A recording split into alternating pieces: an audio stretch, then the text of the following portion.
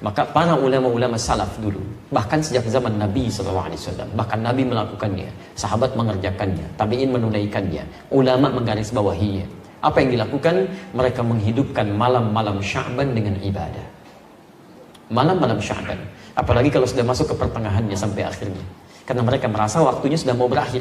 Mereka hidupkan terus pertengahannya, akhirnya, dan seterusnya. Tayyib, apa amalannya? Setidaknya ada 3 amalan untuk di malam-malam Sya'ban. Boleh dimulai dari malam ini, silahkan. Ya. Kita saling mengingatkan, ya. Boleh, silahkan. Ya. Untuk kabari yang lain, ya. 1, sholat. Memperbanyak sholat.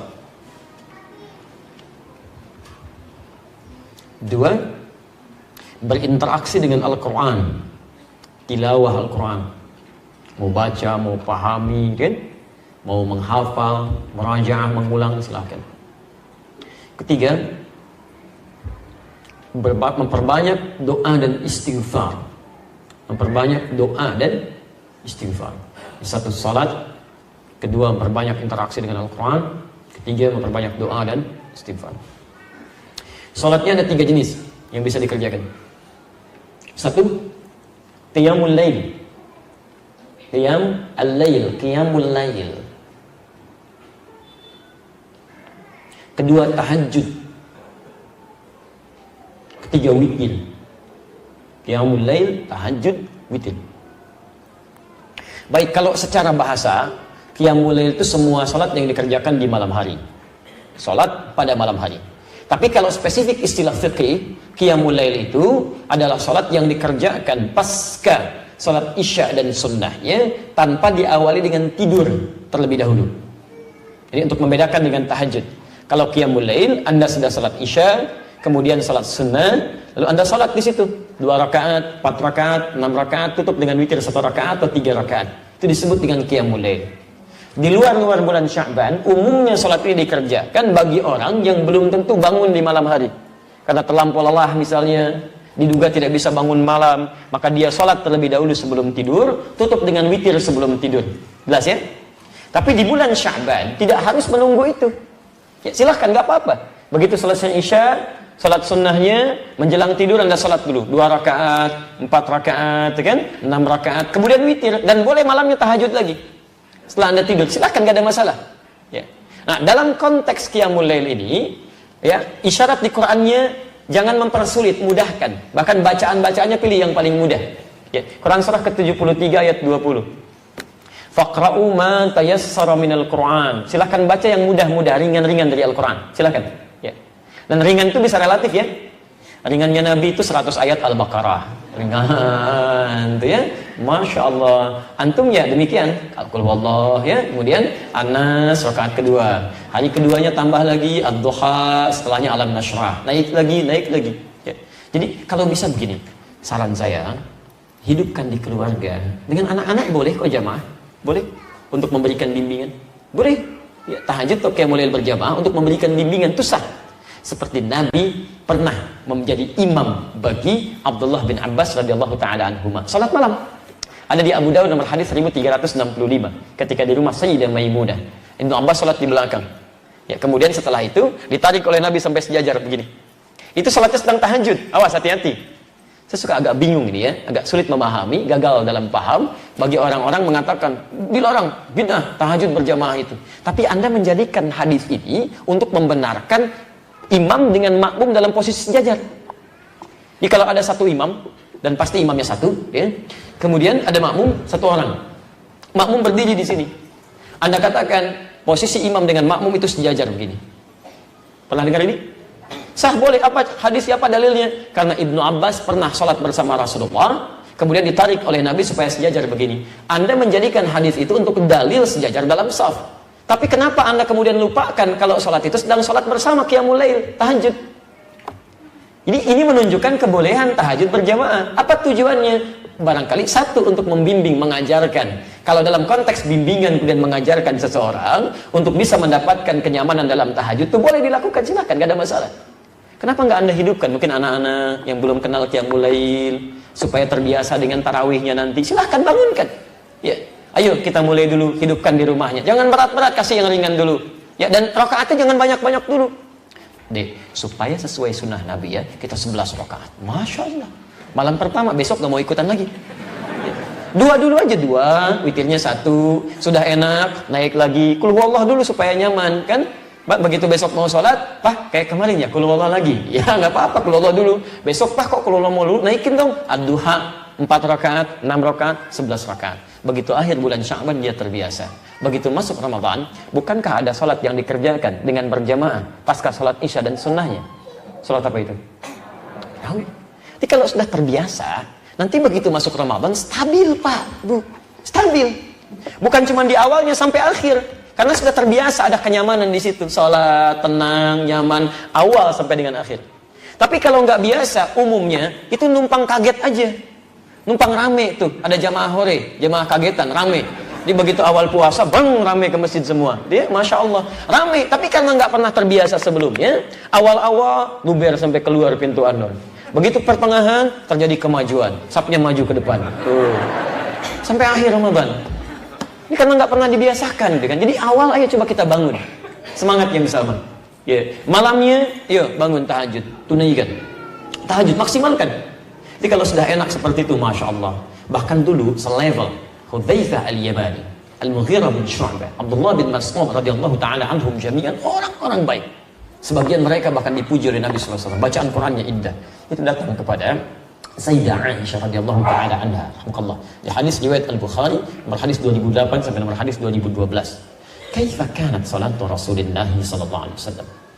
Ya Sayyidah Aisyah, bagaimana sih salat malamnya Nabi? Saking inginnya mengetahui salat malamnya Nabi. Kata Sayyidah Aisyah, perhatikan. Ini yang paling menarik. La tas'al an husnihinna wa tulihinna. Gak usah ditanya tentang bagus dan panjangnya salat Nabi. Cukup diketahui saja. Penasaran, diikuti di belakangnya. Di belakang Nabi SAW salat. Masya Allah. Salatnya tuh kata Hudzaifah al-Yamani, indah. Gitu, tenang salatnya. Rakaat-rakaat itu rakaat pertama, kedua, setelah itu istirahat dulu berzikir. Allahumma innaka afuwwun tuhibbul afwa fa'fu anni. Indah, enak. Sesuatu yang ditunaikan dengan tenang, nyaman, ada jeda sejenak, disebut dengan tarwihah. Jamaknya disebut dengan tarawih. Tarawih itu sifat, bukan nama sholatnya, sifat sholatnya. Jadi ketika disebut tarawih, dipopulerkan oleh ulama, ingin memberikan kesan bahwa sholatnya Nabi itu tenang, tidak buru-buru. Nyaman, bisa nggak terbayangkan Pak, 11 rakaat sampai hampir menjelang fajar saking nikmatnya. Ini Nabi, Rasul, ahli surga, dekat dengan Allah, dijamin masuk surga, bebas dari kesalahan, 11 rakaat sampai menjelang fajar. Tenang. Ini Anda Nabi bukan, Rasul bukan, belum jadi ahli surga, belum tentu dekat dengan Allah, 23 rakaat, 7 menit. Allahu Akbar, Allahu Akbar, Allahu Akbar. Itu luar biasa. Lebih soleh daripada Nabi gitu kan. Maksudnya cepat sekali gitu kan. Itu kan luar biasa. Tarawih itu ya begitu tenang. Ya, dan yang dibaca berapa? Masya Allah, saking nikmatnya. Kata Hudzaifah al-Yamani, saya pernah di belakang Nabi. Rakaat pertama 100 ayat Al-Baqarah. Itu pun bukan baca biasa. Begitu berhenti di ayat-ayat tentang surga, berdoa supaya umatnya masuk surga. Begitu berbahas tentang, baca tentang ayat-ayat neraka, menangis memohon supaya umatnya dibebaskan dari azab. Ya, ada kenikmatan dalam sholatnya. Bahkan Masya Allah pernah di belakang Nabi, dikira 100 ayat Al-Baqarah selesai, ternyata nyambung semuanya Al-Baqarah. Terus 86 rakaat pertama. Dikira akan ruku, kata Abdullah bin Mas'ud, ternyata Ali Imran disambungkan sampai 200 ayat. Dikira akan ruku, ternyata ke An-Nisa 176 ayat, 5 juz 4 halaman baru ruku. Besoknya nggak pada ikutan lagi. Bukan capek, tapi kata Abdullah bin Mas'ud, bukan capek, saya sering menduga katanya. Ini saya jadi berprasangka pada diri saya, jadi sering menduga, jadi nggak enak sama Nabi. Ini sekarang bukan rukunya. Nikmat, mereka sudah biasa salat malam. Bahkan Abdullah bin Mas'ud, Abdurrahman bin Auf, Uthman bin Affan disebutkan di kitab At-Tibyan karena Imam An-Nawawi. Saya punya terbitan Darul Kutub Al-Islamiyah warna merah marun, halaman 38, ya, paragraf pertama bagi 1 sampai 2, posisi paling kanan sebelah atas. Itu mereka sepeninggal Nabi menikmati sholat tahajud sampai hatam Quran. Semalam hatam Quran. Diberikan keberkahan waktunya oleh Allah Subhanahu wa taala. Nah, jadi Bapak dan Ibu sekalian, ayo kita hidupkan malamnya. Ayo kita hidupkan. Makanya malam-malam Sya'ban itu ulama menghidupkan waktu malamnya. Silahkan cek. Anda buka kitab Syekhul Islam Ibnu Taimiyah Majmu' Fatawa, juz ke-23, halaman 123. Ya, disebutkan dengan redaksi berbeda, substansi yang sama di kitab Syekh Ibnu Mulaqin Asy-Syafi'i atau Mulaqin Asy-Syafi'i di kitab At-Tawdih halaman 444. Itu Masya Allah, ulama-ulama salaf dari zaman sahabat, tabi'in dan setelahnya itu selalu menghidupkan malam Sya'ban, pertengahannya apalagi sampai ke akhirnya, karena merasa bahwa ini akan berakhir nih, jarang-jarang bisa dihidupkan. Ada yang salat tahajud, qiyamul lail, baca Quran, Masya Allah, dihidupkan oleh mereka, ya, dihidupkan. Dan ada yang memanggil ayo orang lain untuk ikut sama-sama hidupkan malamnya. Ya, bukan dalam konteks ikut mengadakan ini itu, bukan. Ya, tapi dalam konteks menghidupkan malamnya, diajak orang lain, ayo coba hidupkan.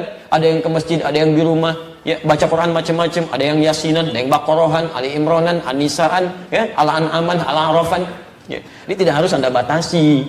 Malam nisfu Sya'ban, pertengahan Sya'ban, ini sunnahnya cuma Yasin aja ya, sekian kali, yang lain tidak. Itu tidak tepat. Silakan Anda mau baca ayat apa saja, silakan. Gak ada masalah di sini. Anda baca Yasin, silakan. Al-Baqarah, silakan. Ali Imran, silakan. Silakan populerkan. Nanti antum mau baca apa?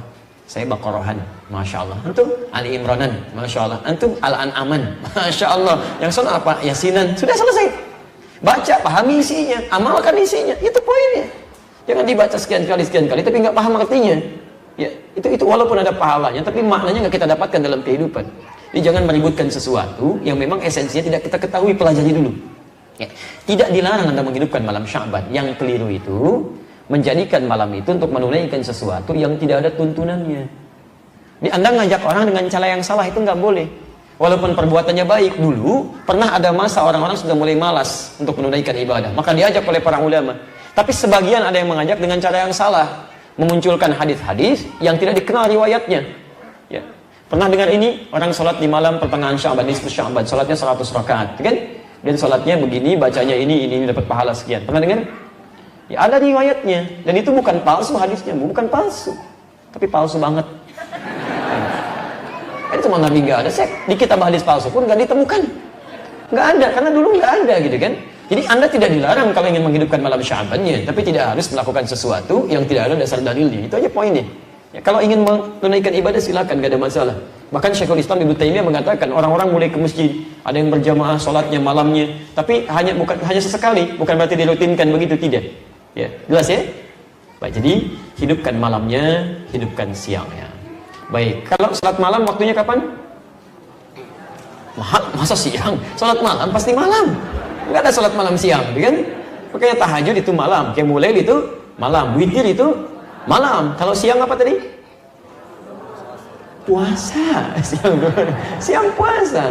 Aduh, cepat ingat, lambat lupa. Cepat ingat, cepat lupa. Lambat ingat, lambat lupa. Lambat ingat, cepat lupa. Itu yang agak repot ya. Baik, teman-teman, di penghujungnya, puasa siangnya, malam ibadah malam.